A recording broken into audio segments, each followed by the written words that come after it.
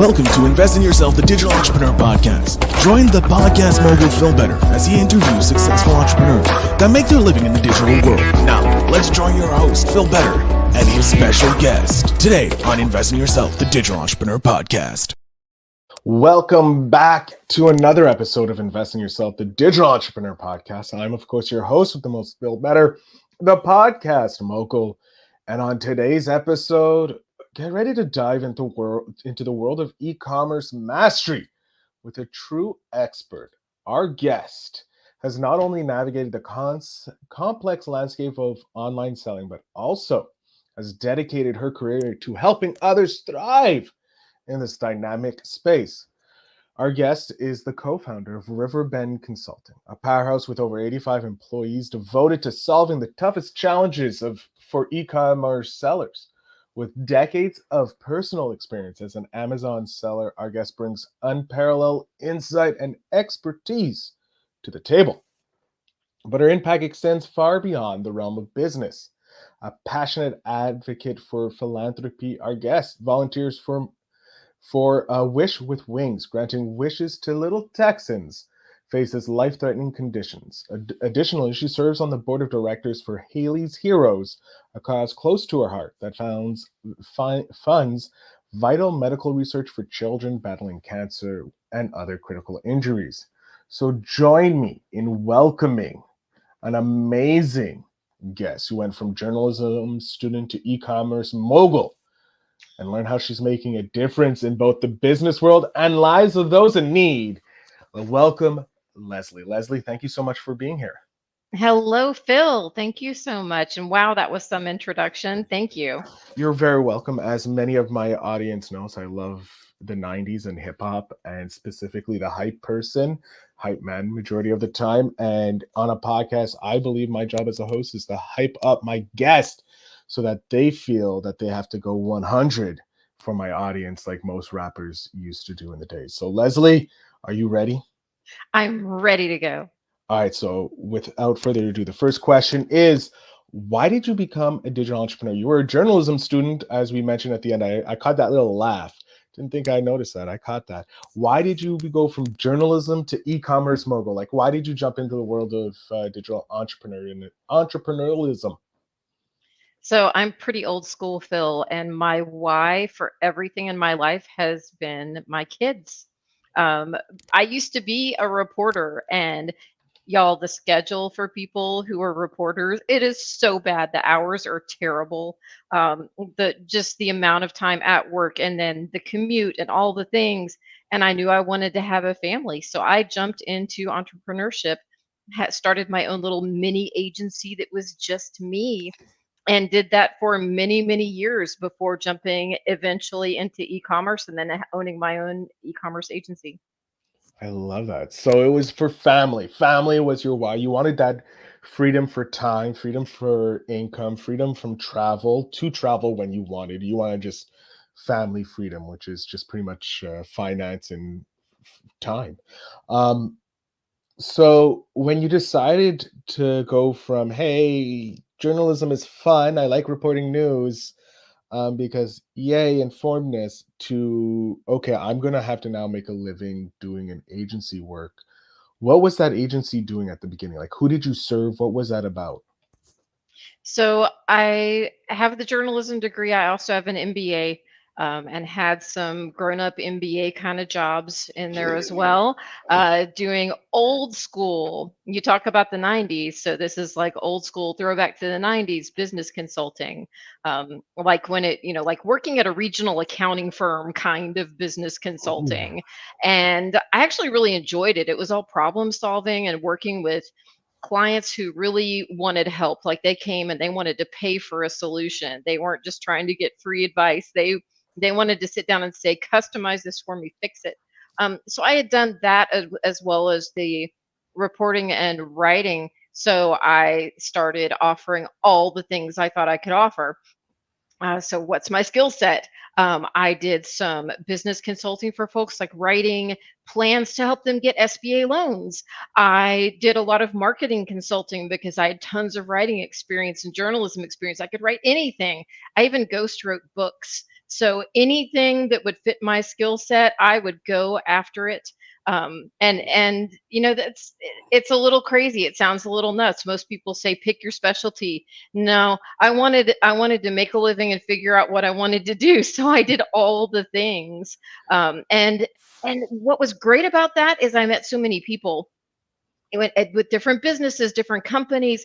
I really think that has helped me learn to be more successful now, because I was a subcontractor for various marketing and PR agencies. I watched them run their agency. I found out how they treated their employees, how they treated their contractors, what they did.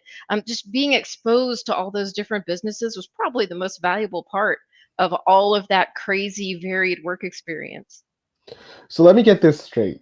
You got paid to be an intern and paid to go to school pretty much. You have like a double, like you have a master's, I would say, an MBA now because of that, because you got paid to do it too. So hats off to you for that. That was genius learning. That's the learning I aspire to. So well done. But so you learned all the tricks of a trade, how to run a business, how to properly run a business, what to avoid when dealing with both employees and contractors while running your own business.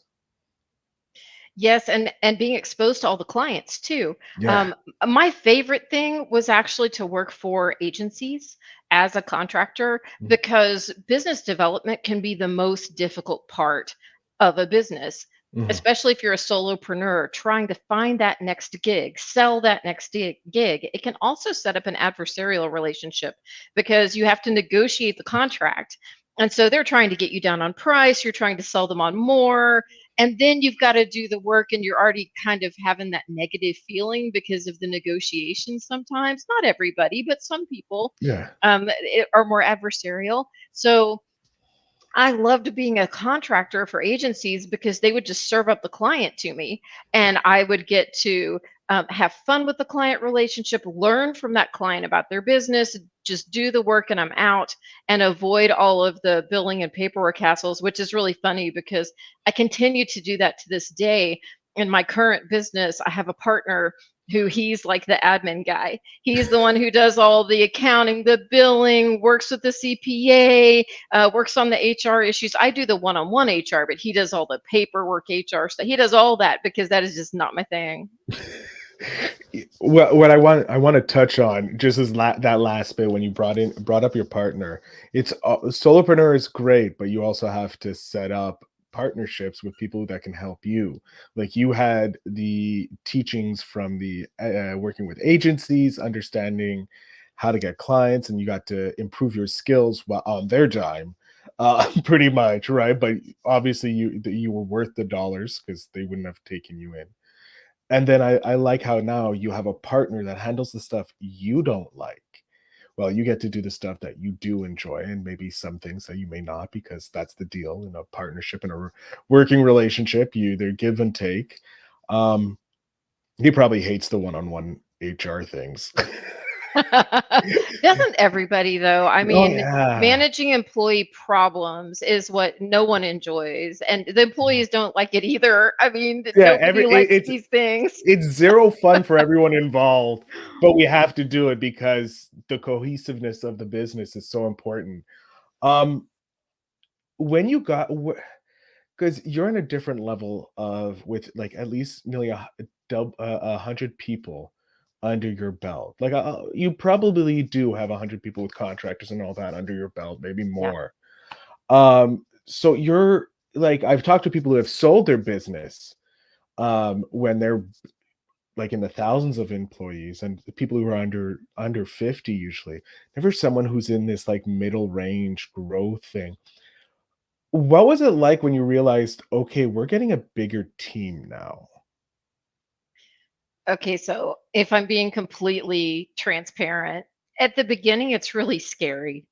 Um, and and it's not scary for the reasons people talk about. Everyone talks about, the having to deal with so many people. I see posts on LinkedIn all the time about how, yeah, I thought I was going to start this business. I figured out there were employees. I decided not to do it because employees are too much hassle. No, no. To me, it's the responsibility because we have 85 families we are responsible for, plus, as you said, contractors, service providers, all of those families. It's not just employees, it's families. These are people who rely on us to provide them the money for their shelter and food and transportation and clothing. It's a huge responsibility. Payroll isn't just scary because it all comes out at one time of your bank account. Any business is scared of payroll because it's like, oh yeah, we have, what the hell happened? Oh, payroll. Yes, to see your bank balance just go boom. It's, every 2 weeks, it's something. But it's that long term, like, and then making decisions based on truly what is best for everyone instead of just, what's best for me or what's best for this guy over here. Like, oh, can we afford to hire this person who's a premium, but then I can't do quarterly bonus for my team that loves their quarterly bonus. So no, I'm not going to do that. Trying to make those communal type decisions while also rewarding people for excellence. It's a balance, man. And that part is really challenging. But just knowing that you're responsible, to me, is huge responsibility of making sure that these people are taken care of because they work hard for us and we need to work hard for them. I like that. I like that approach to the business, and it's not a oh my god, it's the end of the world when you see that dollar goes out. It's like, yay, families are being fed, so we feel a little more good, and our employees go better. And I like that idea that you do quarterly. You put the people versus the soul, because obviously, if that premium person's bringing in more business for you, it's better for you, but not necessarily for the team. So it's a very interesting take on business, and I like that. And obviously, under the tutelage you learned watching agencies, that you stole all their great ideas or you learned from them. Um, I want to talk to you about the Amazon incubator, because when did you go from, okay, because you're like you're Riverbend up here, you're slowly Leslie agency owner here. Where did the Amazon come into? Where did that come from? So, Phil, I told you at the beginning, everything I've ever done has been because of family. Hmm. So first quitting, having full-time employment and being a contractor so that I could have children and like be there, Hmm. and be the mommy who can run to school and pick them up when they're sick or go to the game or whatever. Well, then I had two wonderful little boys, and one of them was struggling in school. And not just a little, like big time struggling in school. So we took him for all the tests and found out he was on the autism spectrum and executive dysfunction and dyspraxia and dysgraphia. He's one of those kids, we all know one. Most of them are boys, and they have what they call a mixed bag of diagnoses. So they don't have one huge thing, they have like a whole bunch of little things. So my husband and I were like, okay, what do we do to help this kid? Because this is not working at school. And we decided to homeschool him. And so for 3 years, we homeschooled him and we did therapy and more therapy, all kinds of therapy. Well, that is very expensive and it's very time consuming. So I couldn't just not work because we were actually spending more money than we had when he was in school because of all the therapeutic interventions that were working. So they were worth it. So I had to do something that wasn't my normal gig. I couldn't 9 to 5. So I found selling on Amazon. And my husband would go to work during the day. He would come home. I would go source inventory. This was back Wild West days of Amazon back in 2010, 2011. So I was doing retail arbitrage, going to all kinds of stores, buying stuff at night. And then on the weekends, as a family, we would pack up all of our shipments and ship them to the FBA warehouse. And that got us through 3 years of homeschooling, and then helped us pay for 3 years of an incredibly expensive special needs school. And then, thank God, 3 years of a much less expensive college prep school. But I had been doing that for a couple of years. And when he went back to school, I was like, okay, now I can think about other options. What can I do? I still sell on Amazon now. That is still part of our streams of income here in our family. But I started going to Amazon conferences and meeting people who had problems, and they were having difficulty solving those problems with Amazon. They needed plans of action. Well, I had written plans of action. Remember, I mentioned those SBA loan applications. That's pretty much what that is. So I started doing consulting work for those folks, helping them solve their problems with Amazon. And one day I met a seller who was suspended from Amazon. I got him reinstated in a couple of days. And a few days later, he called and said, "We need to do this as a business together." And now that's my business partner who does all the nerdy accounting stuff. So it's kind of funny how it all flowed from one thing to another. And also, it just shows you when you think sometimes that you make a choice, you see it as being this huge sacrifice. Because, I had worked for years to build a stable of clients. The last thing I wanted to do was say, Leslie Inc. is not in business right now. I can't help you, and give up that revenue. It turned out to be the smartest thing I'd ever done, not just for my kid, who is now a junior at the University of Houston, living on his own, being very successful and working part time. Yes, all the good things. But it turned out to be great for me too. It opened up so many doors. And I never would have said I want to be an Amazon consultant when I grow up, but here I am, and it was like the best choice for me. I love that. I love how we'll say a difficult situation, because it's not the normal, Yeah. right? And anything that's outside the normal is either difficult, and especially when you get a mixed bag of diagnosis, goes from, okay, I have to shut down this very good business that I was very happy running, to take care of number one, which, the most important thing. And then to meeting someone where now you have close to 100 people under your belt, managing something that you never thought would be possible.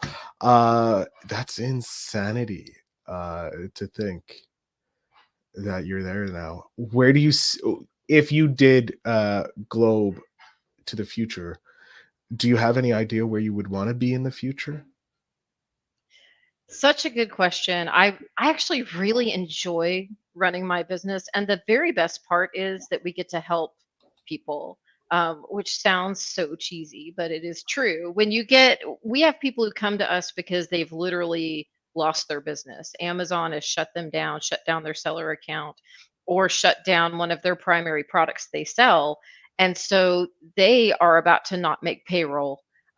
They are about to, default on their mortgage, some of them. I mean, people who have serious problems. So to get to work with them and walk alongside them, be their friend in this situation, and then help them to actually solve it and get back to business, it is such a privilege. So I have a hard time imagining ever giving that up. However, I am 2 years from being an empty nester, which I Mm. can't even imagine. My younger baby is 16 and no longer a baby. He's a moose. And he's a giant football playing moose.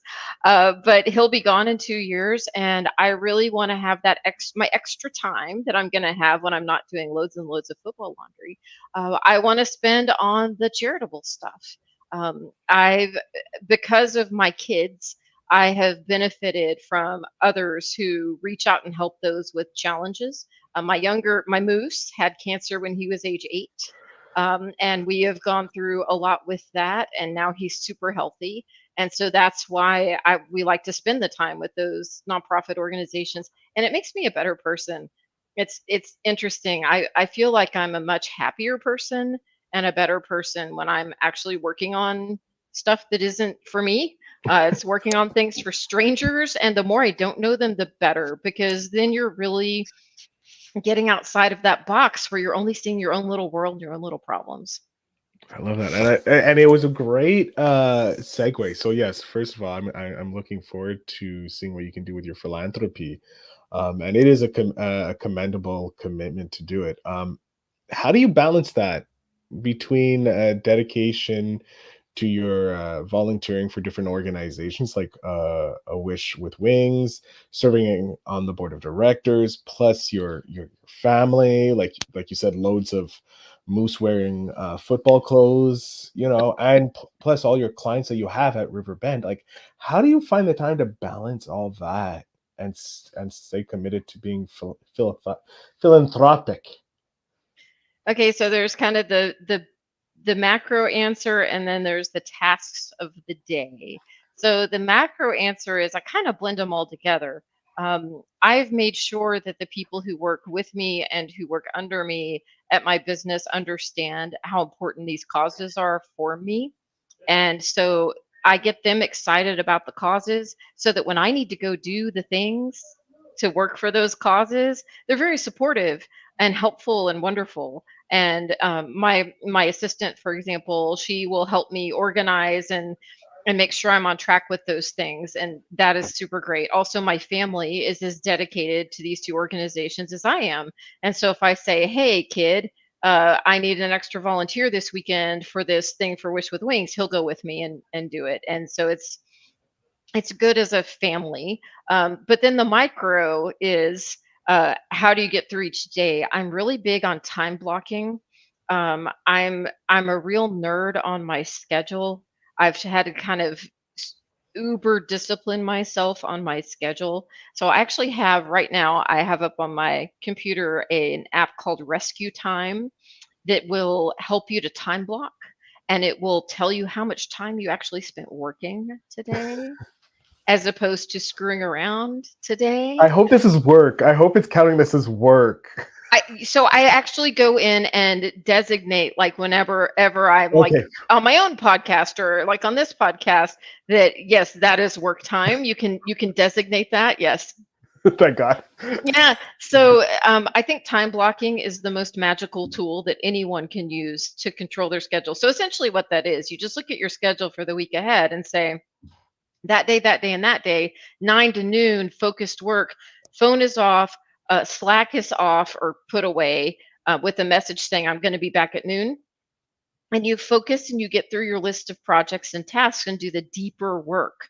And when you do that deeper work, I think that's when you really start to make breakthroughs in your business, really start to make money, get better focus. And anyone who's interested in more on that, I'm a huge fan of Cal Newport. He is a professor who is also a nerd about productivity, and he has some great books. Deep Work is my favorite. I love it. I love it. Great suggestion. I've been, have I bought it? I don't think I used my Audible credit yet. If I haven't, I'm going to be going that. If not, I'm putting it on my wish list for next month. Because I always admire people who can be more productive with their time than me. Um, Corporate life screwed me up. I swear it has. I want to. I want to know. In your journey, do you have a goal to set up your own philanthropic, or have you set up a philanthropic charitable thingamajiggy for yourself, or is that a goal of yours, or am I spilling the beans or something? Because I saw that smile. So I have a really exciting project that I'm working on that I'm actually going to do under the Hallie's Heroes umbrella. So Hallie's Heroes is this really cool organization started by a friend of mine and her daughter Hallie. Because Hallie had diamond blackfin anemia, which like 3 kids in America have at a time. It's super rare. And she had to have a bone marrow transplant. And so they help find donors for other people who need bone marrow transplants. They found like 200 donors, which is crazy. And then we also help to pay bills for families who are dealing with cancer and other illnesses. And it's really tough to pay your bills when you're going through that sometimes. And then also for research. So they've already got their 501c3 all set up. They've got their network, all their social media, and we have a super exciting idea on how to raise more money for pediatric cancer research. So looking to launch that next fall. I'm psyched because it's like they did all the hard work for me. I just have to do the marketing part. I love it. Very excited. Please keep us abreast of that, because we would love to support that here at the show as well. It goes to a great cause. Kids should not have to deal with cancer. We should eradicate that to the utmost we can. I want to talk about investing in oneself because it's super important. You wouldn't be here where you are today if it wasn't for that. And it's important for personal growth and professional. Can you share a pivotal moment in your journey where you prioritize that self-investment and how it positively impacted your career trajectory? Words are hard today. Okay, so this is the most unfun example of self-investment ever. So just get ready, everyone, because this is not what anyone ever wants to hear. When we launched Riverbend, it was about 6.5 years ago. We had 4 people. I wrote the appeals and did the client work. I had an analyst who's still with our company, who's now our director of ops. She would do all the research. I had an admin who would set up the client accounts, and I had my partner who was sales. That was it. And so I worked 70, 80 hours a week. No one wants to hear that because no one wants to work 70 or 80 hours a week. My family was so supportive. We figured it out. We figured out when I could work that it wouldn't negatively impact them. So we would still have family time. So we would still do the things we needed to do, but we either outsourced everything we could outsource, or the kids did more chores and my husband did more of the stuff that I usually did so I could get this business going.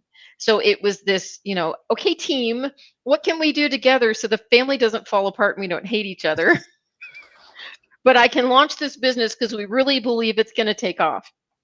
And it worked. And so part of that investment was paying for a housekeeper, paying for a meal delivery service, paying for some of these things that just no one had time to do. But then also putting my head down and working that number of hours. And I know it sounds like torture, but we never would have had the business we have now without it. And now I work like a normal person. How long did it take, do you feel? Because instead of investing time, you kind of shortcutted your way to success, quote unquote. Because from what I've learned from interviewing 500 plus entrepreneurs, you either spend time to get the success, or you can spend money getting the success. And if it's in personal life or in business, it's the same thing. So in your business, you, like you said, you spent some time, but also you tried to outsource. So you did that duality, but also you did that in your personal life as well by, this month we're ordering from Meals on Wheels or whatever the delivery service is that's bringing food to your door. And also, like a housekeeper that comes in once a month to do the big mom clean, if you will, because mom can't do it because mom's exhausted from pulling 80 hours a week. I like how you refer to your family as a team instead of just a family, because that brings unity and together in a common goal more than a family. I like that. And it's great advice too. Outsource and put your head down to the grindstone if you want to be successful. How long do you feel were you doing those 80 to crazy hour days, weeks? I would say 6 to 8 months that I was working better than 60 hours a week, sometimes 80 or more. And it ebbed and flowed. When the business came, we took it. We needed it. Mm-hmm. We invested money in the business, but part of our challenge is we're in an industry where there aren't a lot of people with expertise. And when we hire, we have to teach them our ways. And even when we hire people, we hire a lot of people who are ex-Amazon employees. And so they have a great base of knowledge, but we still have to teach them how to do what we do. Mm-hmm. So there's a tremendous investment in those people. You can't just say, oh, we're going to hire people. We're going to invest all this money in humans who know how to do this. They don't exist. We make them. So it wasn't really a choice. It wasn't like we can spend our way out of it. But like I said, totally worth it. I know my worst week. I still remember my worst week. I was up at 2 and 3 a.m. talking to clients at 2 and 3 a.m. because I gave them the choice. You can wait and talk to me tomorrow at 5, or you can talk to me, 5 in the evening, or I can talk to you after I finish my last appeal. And they're like, no, call us, doesn't matter what time. Jeez. And now at least you're working relatively smarter hours and you have someone else doing those greater annoying calls at any hours of the day. Yeah, I work very much regular hours, and we've also drawn a lot of boundaries for our team. that they work regular hours as well. If we ever ask anyone, we do have clients who pay for expedited service, but if we let our employees choose, do you want to work this case? And if they do, we pay them extra. Mhm. Do you want to work this weekend? And if they do, we pay them extra. And if no one wants it, we don't take it, because I may have signed up to do those kind of hours to get a business going, but I own the business and get the benefit of owning the business. My team members did not sign up for that. Oh, I like that mentality in a boss. That's a great mentality to have, and shows a clear distinction why you started the business. You can choose to do those crazy hours if you want to, but unless you pay your employees, they don't have to. I love that. I like that. Very clear. We are coming to the end of the episode, Lesley. I'm having a fantastic time. You've taught me so much already. But here's the final thing. I have your 10-year-old self right beside me, a firecracker of an individual, just like you are today. So I know there's no change there. But what is one piece of advice you would love to be able to pass back to your 10-year-old self? Let go of the idea that how you plan your life is how it's going to go. And that's okay. I had all these plans in my head, and so many times I fought to keep the plans on track, and even beat myself up when things were out of my control, as though I should have magically made those things not happen.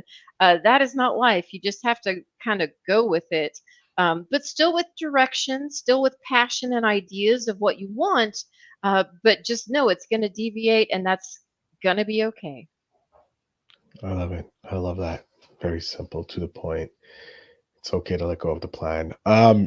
Lesley, I'm going to jump off screen here. Please let my audience know where they can connect with you. If they are an Amazon seller in trouble or need some help, where how they can connect with you, the floor, ma'am, is yours. Well, thank you. So, if you're interested in selling on Amazon, check out my book, The Amazon Incubator. Grow your business or hatch a new one. You can find it on Amazon, of course. If you're a seller who's got some challenges, reach out to us at riverbendconsulting.com. There's also a phone number right there on the site where you can call and talk to a real life human being who will help you out. And then I'm on all the social media. So look for Lesley Hensell. I'm on Instagram, LinkedIn, Facebook, all the places. I love to connect with young entrepreneurs, new entrepreneurs, folks starting businesses, and would love to talk to you. Lesley, thank you so much again for being on the podcast. It was a pleasure chatting with you. Hey, thank you. It's been a lot of fun. To my audience, as you know, you can check out the show notes down below to connect with Lesley. I'll make sure we have all that there. And if I can find that phone number, I'll put the phone number and link it and maybe do all that. I don't know. We'll see what can happen there. But for sure, you can connect to Lesley and Riverbend down in the show notes. Again, I want to thank Lesley for being here, sharing her story about going through everything and changing to pivoting to being an amazing now manager of CEO of a crazy business that she never thought possible. So thank you so much for your story, to my audience for listening, and remember to always invest in yourself.